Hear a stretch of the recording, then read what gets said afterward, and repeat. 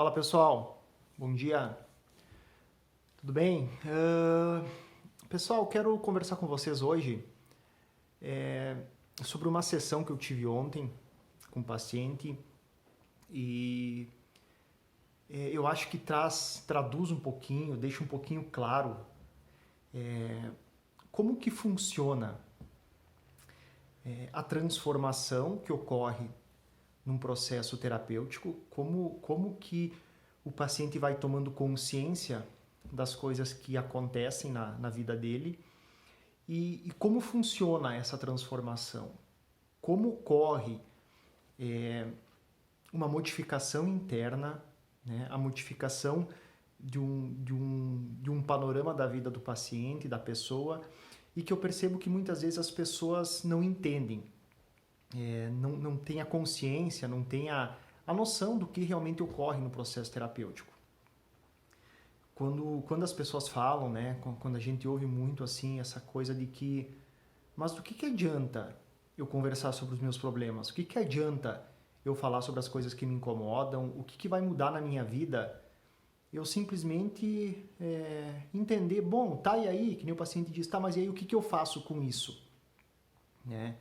Então isso mostra um pouco do quanto a consciência daquilo que está acontecendo na nossa vida produz transformação. A própria consciência, o próprio entendimento das situações que a gente está vivendo provoca transformação. Bom, a questão é a seguinte, a gente tem, e a gente vai chamar em psicanálise, a gente tem uma instância psíquica que a gente chama de superego. Tá? É a internalização dentro de nós, de cada um de nós, dos valores que a gente recebeu dos nossos pais, dos nossos cuidadores, dos nossos tutores.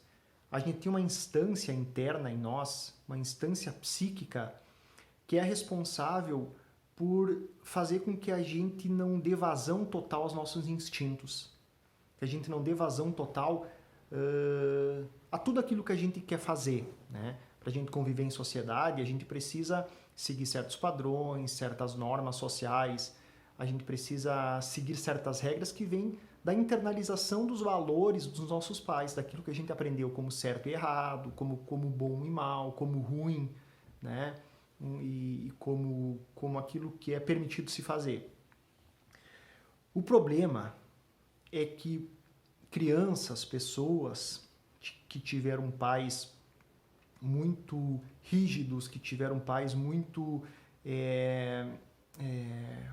malvados, que tiveram pais que eram muito repressores, essa instância psíquica chamada de superego, que Freud nos ensinou, que é o responsável por manter a gente numa posição civilizada diante da vida e do mundo, pais que foram muito rígidos, acabaram por internalizar nessas crianças, nesses filhos, nesses futuros adultos, uma rigidez muito forte, né?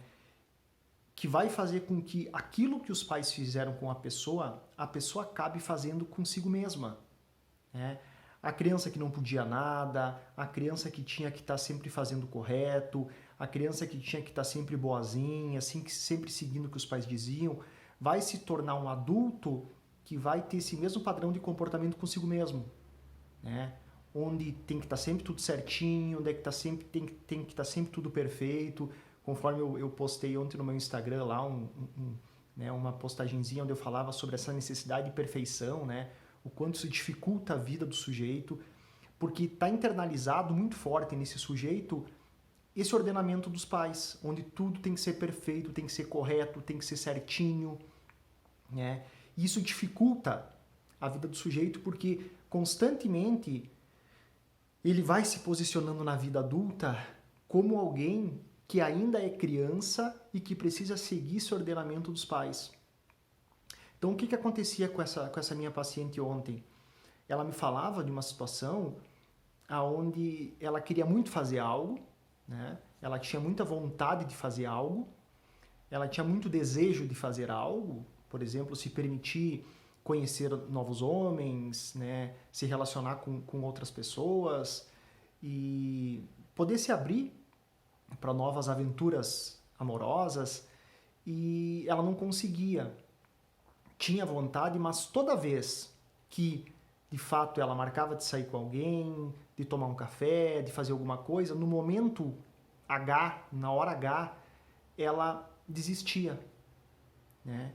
E aí ela não entendia por que isso acontecia, por que ela não conseguia fazer o que ela queria muito realizar.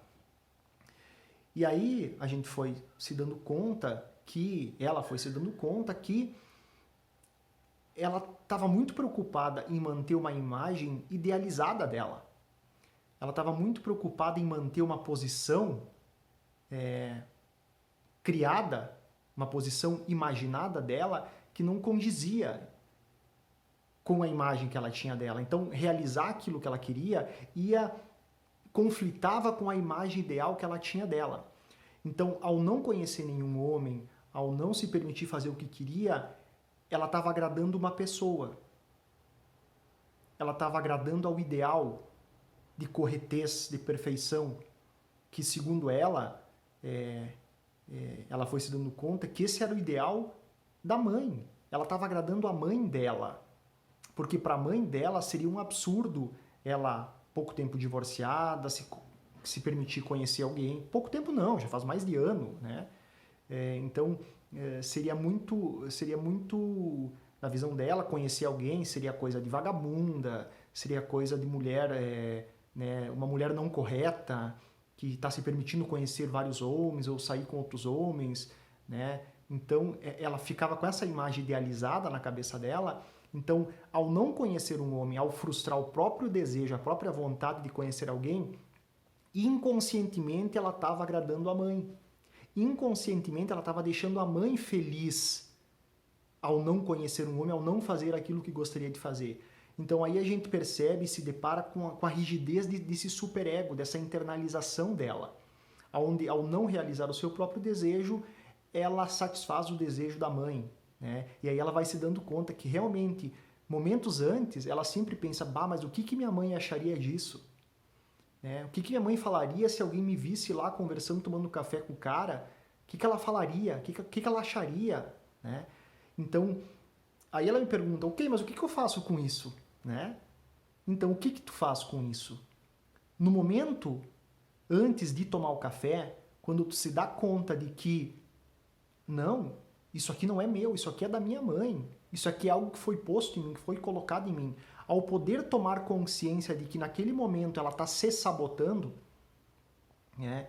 Ela não está realizando algo que ela gostaria em função de outra pessoa, ela pode transformar essa situação. Ela pode, peraí, eu não vou desmarcar com o cara, eu vou ir, porque o não ir não é meu, é resultado, é imposição materna, é um desejo da minha mãe, não é o meu desejo.